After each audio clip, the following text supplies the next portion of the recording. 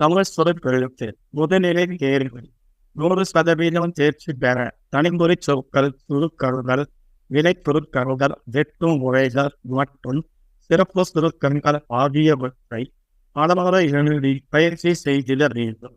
August 2017. தனிமொழி சொற்கள், சுருக்கங்கள், வினைச்சொற்கள்.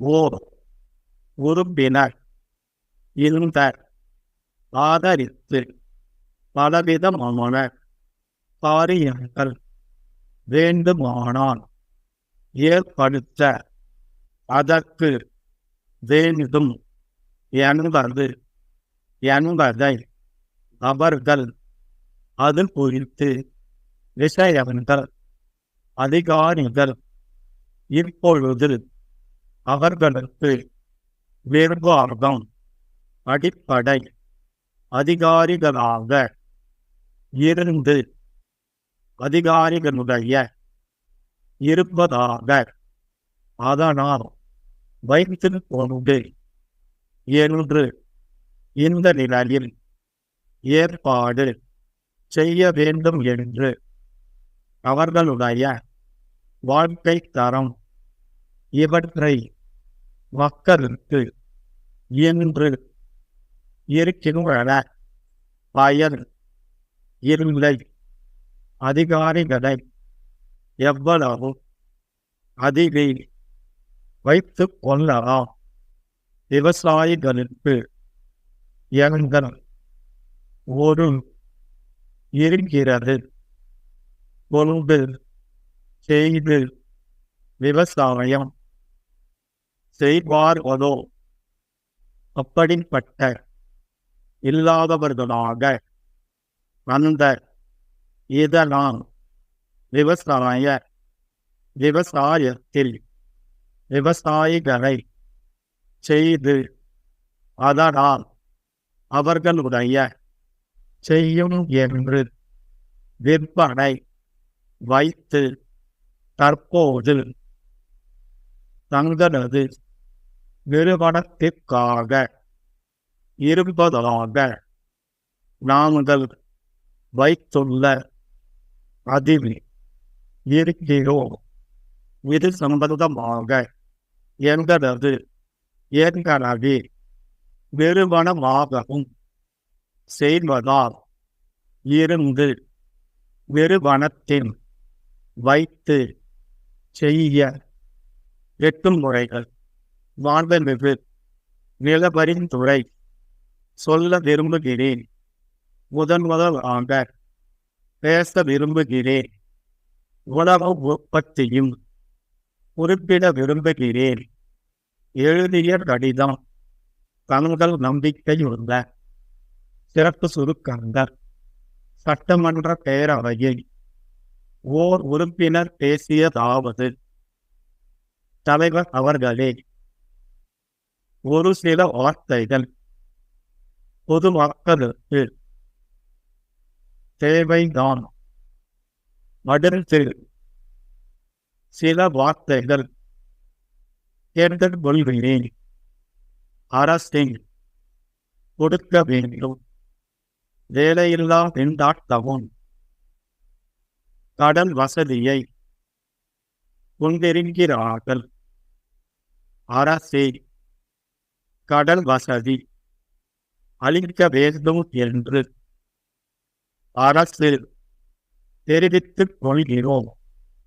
இடவசதி திட்டங்களின் படி 15 seconds.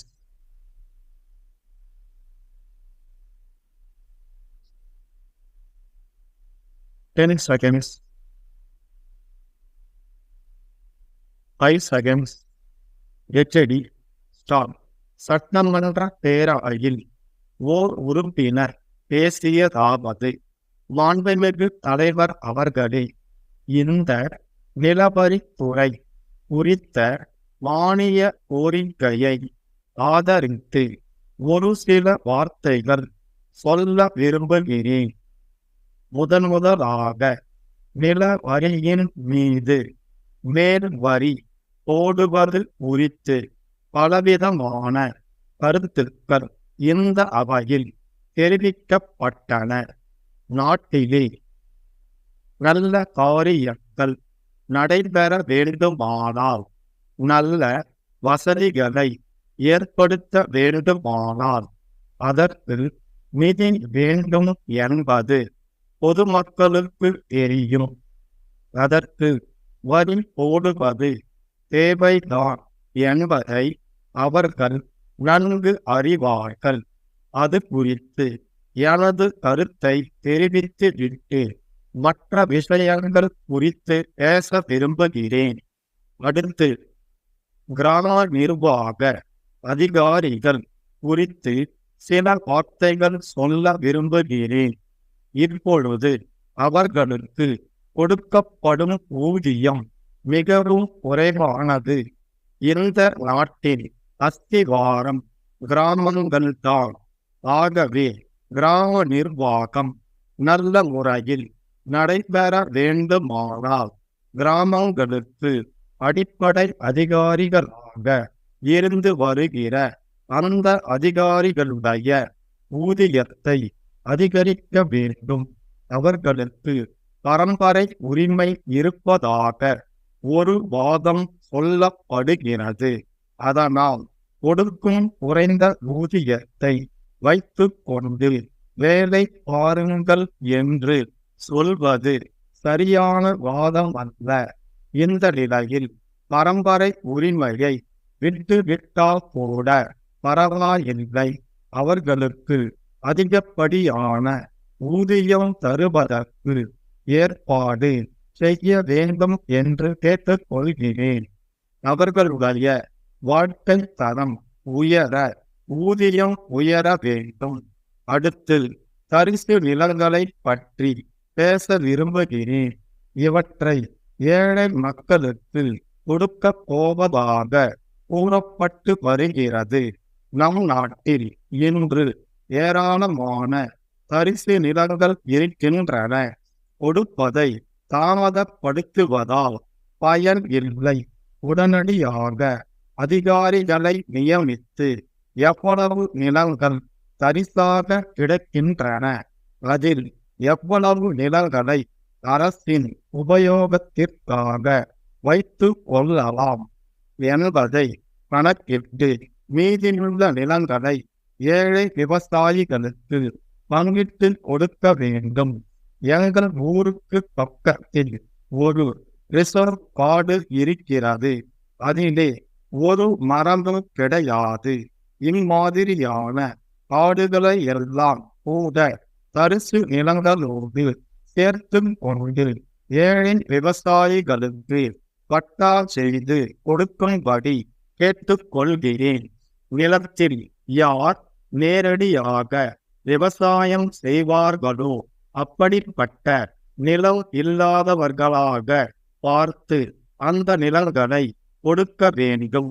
இதனால் உணவு உற்பத்தியும் பெருகும், வேலையில்லா திண்டாட்டமும் ஒழியும். அடுத்து, கடன் வசதியை பற்றி குறிப்பிட விரும்புகிறேன். நம் நாடு ஒரு விவசாய நாடு. விவசாயத்தில் ஈடுபட்ட விவசாயிகளை நாம் முதலில் கவனிக்க வேண்டும். அவர்களுக்கு கடன்காரர்கள் தொந்தரவு அதிகமாக இருக்கிறது. இந்த நிலைமையில் விவசாயிகள் தவித்துக் கொண்டிருக்கிறார்கள். அவர்களுக்கு அரசே கடன் வசதி செய்து கொடுத்து நிவாரணம் அளிக்க வேண்டும் என்று கேட்டுக்கொள்கிறேன். நான் ஒரு விவசாய குடும்பத்தில் பிறந்தவன். அதனால் அவர்களுடைய நிலை எனக்கு நன்றாக தெரியும். அவர்களுக்கு அரசு உடனே ஆவண செய்யும் என்று நம்புகிறேன். சோழவந்தான் திருவாளர்கள் ராதல் கம்பெனி அவர்கள் கான்பூரில் உள்ள பாட்டா கம்பெனி விற்பனை மேலாளருக்கு எழுதிய கடிதம். அன்புள்ள ஐயா, நாங்கள் சோழவந்தானில் முக்கிய கடை வீதியில் ஒரு ரெடிமேட் ஆடை கடை வைத்து நடத்தி வருகிறோம். தற்போது தங்களது நிறுவனத்திற்காக ஒரு கடை திறக்க இருப்பதாக அறிந்து இந்த கடிதத்தை எழுதுகிறோம்.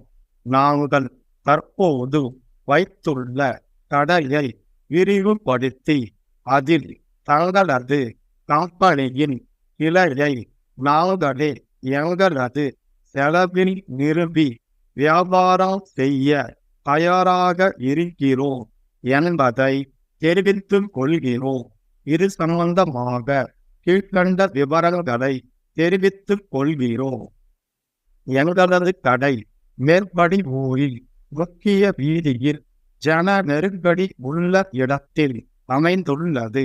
நாங்கள் ஏற்கனவே ரெடிமேட் துணிகள் வியாபாரம் செய்து வருவதால் மக்களின் நன்மதிப்பை பெற்ற நிறுவனமாகவும் பள்ளி குழந்தைகளின் சீருடைகளை விற்பனை செய்வதால் மேற்படி ஊரில் உள்ள அனைத்து பள்ளிகளுக்கும் நன்கு அறிமுகமான கடையாகவும் இருந்து வருகிறது. எங்கள் கடையில் தங்களது நிறுவனத்தின் செருப்புகளை வைத்து விற்பனை செய்ய போதிய இடவசதி உள்ளது. மேலும் தங்களது நிறுவனத்தின் சட்ட திட்டங்களின்படி நாங்கள் நடந்து கொள்கிறோம் என்று உறுதி கூறுகிறோம். தங்கள் நம்பிக்கையுள்ள ஸ்டாப்.